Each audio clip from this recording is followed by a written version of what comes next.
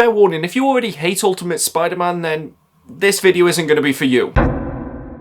Woof woof! Hey guys, it's me Marcus, aka the Mad Dog, and we're back with another video. There's already been countless times on this channel where I've said that something is just the best, so I thought I might as well make a series where I prove my point. And today we're going to be talking about none other than Ultimate Spider-Man, and kicking off this list at number 10, I've got that it broke Stan Lee and Jack Kirby's record. Now when this book first came out, it was written by Brian Michael Bendis and it was illustrated by Mark Bagley, an artist that had worked on Spider-Man for pretty much the majority of the 90s and kind of wanted a bit of a break. So when this title first started coming out, people didn't think that he'd be on the book for a long time, but they couldn't have been more wrong. This duo's initial run went on for 111 issues, which broke the record for the longest continual run of a Marvel comic by two people, and nobody had come close to touching that record that had previously been set by Stan Lee and Jack Kirby whilst they were working on Fantastic Four. That legendary duo took Marvel's first family all the way up to issue 102, so it's impressive that Ultimate Spider-Man managed to take that record without needing to have any kind of fill-in artist and without there ever really being any major delays. Number 9, and this might sound like a negative at first, but it's the fact that it took Peter Parker 6 issues to become Spider-Man. And I didn't mind. Ultimate Spider-Man had a bit of a difficult task ahead of it because of the fact that people already knew the origin story of Peter Parker. We know that he's going to get bitten by a spider, we know Uncle Ben's going to be shot, and we know that he's going to become Spider-Man. So if you would have told me that I have to go through 6 issues just watching Peter Parker come to terms with all of that, I probably wouldn't have ever bothered reading this. However, this is where the hidden strength of Ultimate Spider-Man lies because of the fact that it really took that time to develop these characters. You saw Peter Parker go through that struggle in his inner anguish and try to understand and comprehend the path that he's got in front of him, all before he ever jumped into the red and blue spandex, and he made audiences realise that we needed more time with Peter to understand why he does become Spider-Man. Now if you've watched any of my top 10 lists before, you know that I always cheat and add extra picks onto it, but that's not going to happen this time. I'm going to behave and I'm not going to turn this into some secret top 15 list because of the fact that top 10 is actually more searched than a bigger number. But I guess if I did have to make this a top 15 list, my 15th pick would have been that this was technically the first omnibus that Marvel ever printed. But I believe in 2004, Barnes & Noble had the Ultimate Collection of Ultimate Spider-Man, and although yes, the Fantastic Four omnibus by Stan Lee and Jack Kirby was technically the first ever official omnibus, a lot of people in the community consider that Barnes & Noble edition Marvel's first attempt at this format. And as well, if you're all looking to pick up this most recent printing of the Ultimate Spider-Man omnibus, or maybe pre-ordering some of the future Ultimate books that are due out this year, I would definitely recommend checking out the channel sponsor, Organic Price Books. They've got great packaging, fast shipping, and amazing customer services, and if you use code WOOFWOOF, you'll get $2 off your order. And if you're ordering 3 or more books and you want them to be delivered together, make sure you use code WOOFWOOF, ship it together for 5% off your entire order. Don't worry, you can just copy and paste them from the description down below, and you can use these codes as many times as you like. I'm just going to take these books down now because the glare's getting to me a bit. Number 8. It gave us that PS2 game, and I genuinely remember in 2004 thinking that we'd hit the pinnacle of them with Spider-Man 2. But the year after that we got Ultimate Spider-Man, and this to me is pretty much the greatest Spider-Man game that I've ever played. Obviously yes, Spider-Man PS4 is technically superior in every single way, and Spider-Man Web of Shadows is so underrated that I want to give it a bit more love, but Ultimate Spider-Man had everything for me, and it's one of the only PS2 games that I never traded in. But New York was expanded so that you could roam around in Queens, you had more abilities like being able to climb up the web after you'd already spun it, and most importantly, you could play as Venom. This game was so much fun. It was one of those that you just enjoyed playing it so that you could swing around New York. And at one point you could eat Wolverine for a bit, like, I don't really know what more I can do to sell this game. And that game only existed because of this comic right here. So for everything that it gave me in my childhood, for the hours of enjoyment that I got from that game when I had no friends because I was a weirdo that didn't like football, I have to put this on the list as a reason why Ultimate Spider-Man is just the best. Again, I promise you that I'm not going to cheat with this list because if I did, I'd have to have a number 14 pick. And if I did have to have that,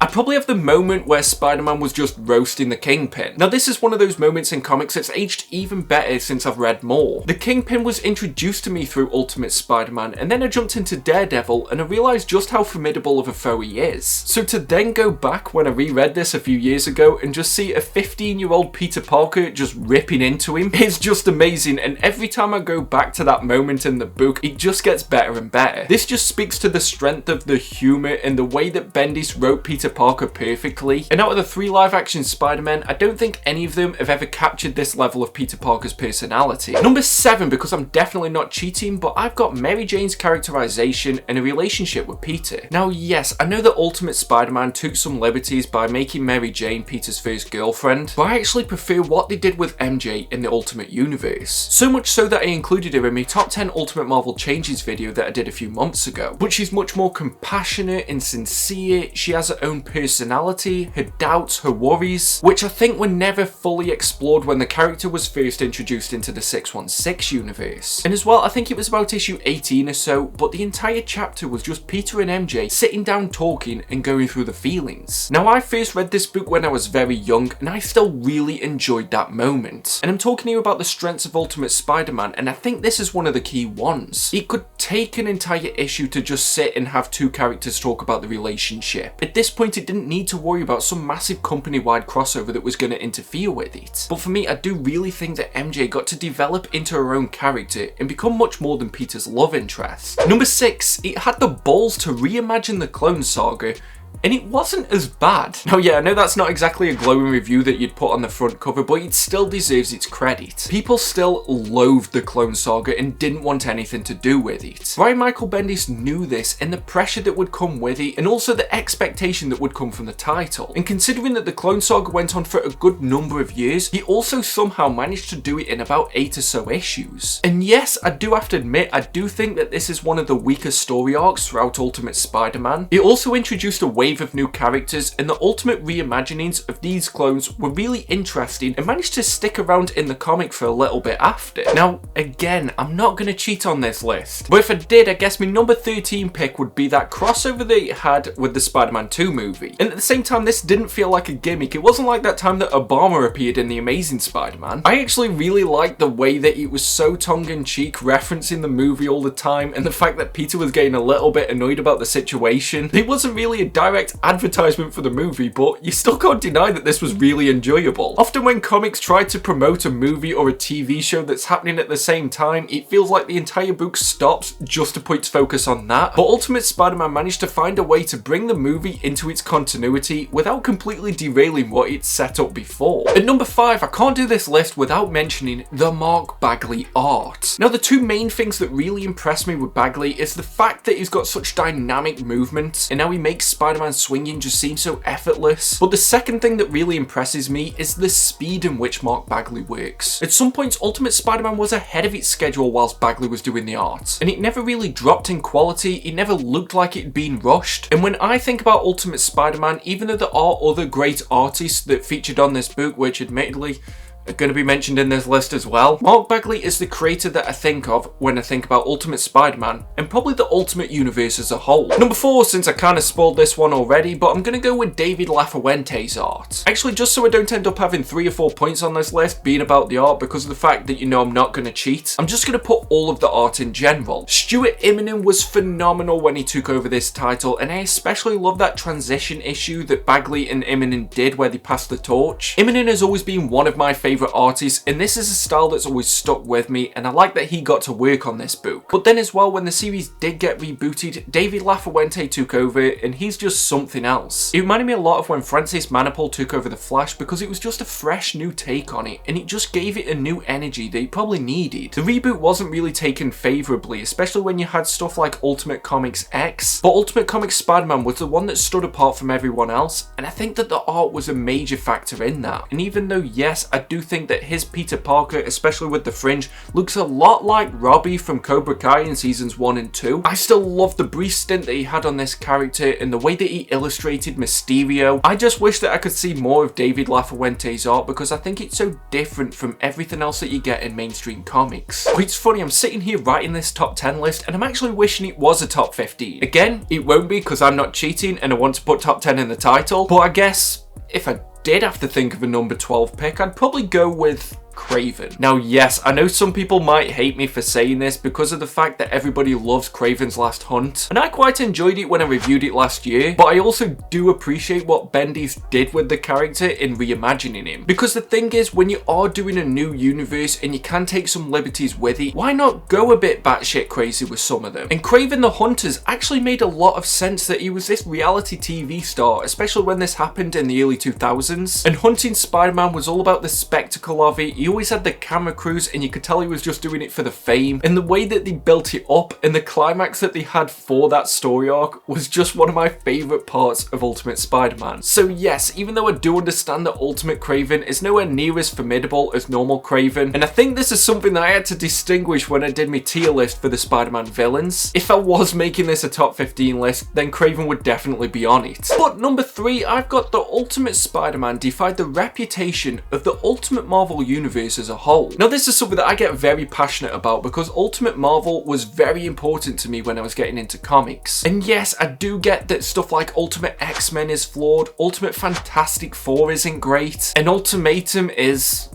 Ultimatum, but USM is the one book that seems to be set apart from all of that. People even talk about it like it isn't part of the same universe. So you've got Ultimate Marvel, but then you've got Ultimate Spider-Man. And even now that the Ultimate Universe isn't really an active thing anymore, there's still the ramifications of Ultimate Spider-Man that you can see in the regular 616 universe. But that's probably actually going to be tied into my number 2 point. Because number 2, I've got the introduction of Miles Morales. Now I'm going to have to say something controversial, even though this is trying to be a more positive list, but I do not understand anybody who says that Miles Morales is more interesting than Peter Parker. We've got 60 years of interesting stories and about 10. And not just that, Miles Morales is very similar to Peter Parker, and I think a lot of people just don't want to admit it. But despite the fact that I don't think he's too separate from Peter Parker, he is still an interesting character to have in the Marvel Universe. And understand that he's been a voice for many people that didn't feel like they could get into Spider-Man before. But you know what? Considering some characters that have come and gone in that same time, Miles Morales has stood the test of time. He is now the face of the Spider-Verse movies, and people are already wanting him to appear in the MCU. All of that started because of Ultimate Spider-Man and the Ultimate Fallout series that followed. And for many comic fans, Miles Morales is their favourite version of Spider-Man, and I think that that's great. Even though I can't personally agree, and Peter Parker will always be Spider-Man for me, it's great that Ultimate Spider-Man opened this door for more people to get invested in this character, even if it wasn't for the same character that started the series to begin with. It's just a shame though, because I'm looking through this list, I'm trying to determine what my number 1 should be. If only this was a top 15 list, then I probably could have included at number 11 something like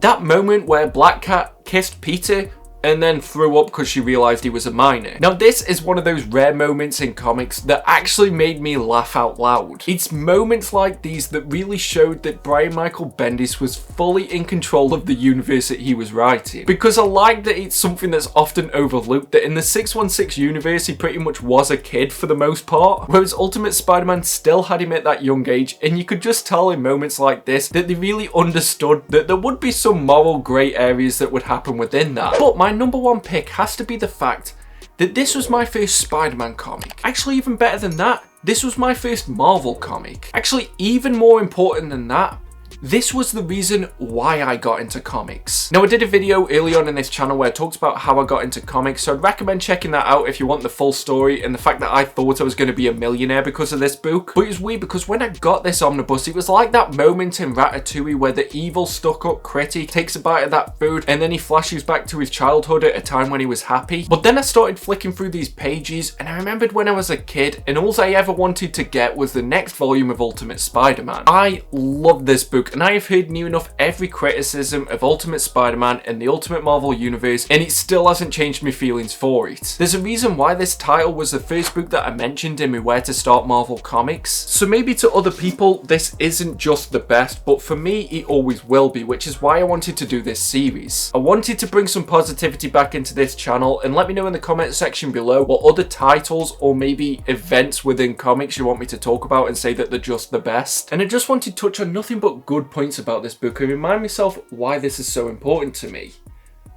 I love you, Ultimate Spider-Man. Oh shit, I'm still filming.